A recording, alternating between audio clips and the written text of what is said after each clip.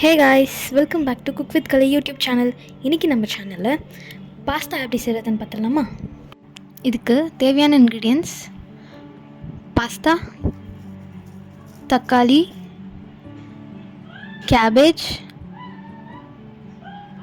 Capsicum, வெங்காயம், soya sauce, cheese, spring onion, எண்ணெய், உப்பு, மிளகாய்த்தூள்,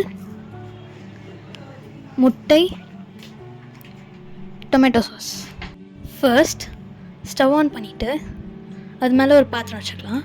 பாத்திரத்தில் தண்ணி அப்புறம் ஆயில் இது ரெண்டும் சேர்த்து பாஸ்தாவை அதில் போட்டு நம்ம பாஸ்தாவை ஒரு 10 மினிட்ஸ்க்கு வேக வச்சுக்கணும்.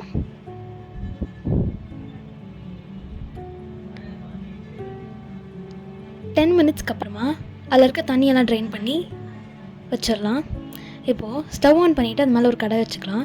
கடாய் நல்லா ஹீட் ஆனதுக்கப்புறமா கொஞ்சமாக எண்ணெய் சேர்த்துக்கிட்டு வெங்காயம் நீட்டாக கட் பண்ணி அதையும் சேர்த்து வதக்கிக்கலாம். அது கூட தக்காளியும் சேர்த்து நல்லா வதக்கிக்கலாம்.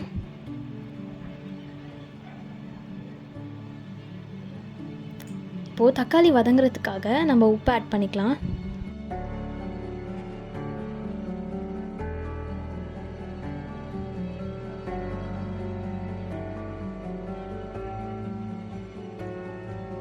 தக்காளி நல்லா வதங்குற வரைக்கும் நம்ம வெயிட் பண்ணணும். இப்போது தக்காளி நல்லா வதங்கினதுக்கப்புறமா 2 முட்டை நம்ம உடச்சி ஊற்றிக்கலாம்.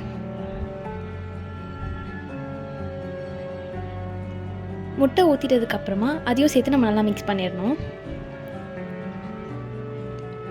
இப்போது 1/4 கப் அளவுக்கு கேபேஜ் சேர்த்து அதையும் நல்லா மிக்ஸ் பண்ணிக்கலாம்.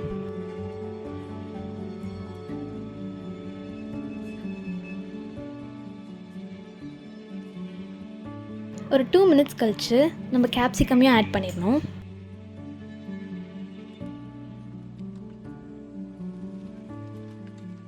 கேப்சிகமையும் சேர்த்து நம்ம நல்லா மிக்ஸ் பண்ணிகிட்டே இருக்கணும். இப்போது வேக வச்ச பாஸ்தாவை அதில் சேர்த்துக்கலாம். சேர்த்துட்டு ஒரு வாட்டி மிக்ஸ் பண்ணிக்கணும்.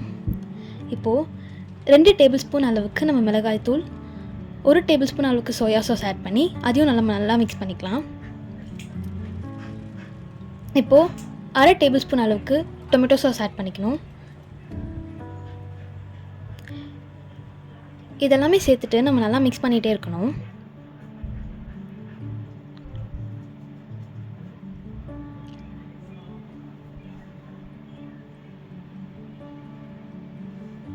அடி பிடிக்காத அளவுக்கு நம்ம மிக்ஸ் பண்ணிகிட்டே இருக்கணும். இப்போது ஸ்ப்ரிங் ஆனியன்ஸும் நம்ம கொஞ்சம் சேர்த்துக்கலாம்.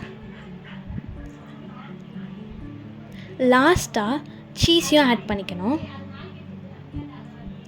சீஸையும் ஆட் பண்ணி ஒரு வாட்டி மிக்ஸ் பண்ணிக்கலாம்.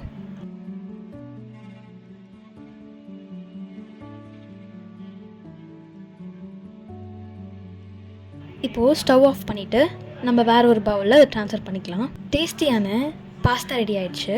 கண்டிப்பாக ட்ரை பண்ணி பார்த்துட்டு கமெண்ட் செக்ஷனில் சொல்லுங்கள். இதே மாதிரி நிறைய இன்ட்ரெஸ்டிங்கான ரெசிபிஸ் பார்க்கணுன்னா குக் வித் கலை சேனலை சப்ஸ்கிரைப் பண்ணிக்கோங்க, லைக் பண்ணிக்கோங்க, பக்கத்தில் இருக்க பெல் ஐக்கானை கிளிக் பண்ணிக்கோங்க. அப்போ தான் நம்ம எப்போ வீடியோஸ் போட்டாலும் உங்களுக்கு நோட்டிஃபிகேஷன் வந்துடும். தேங்க்யூ.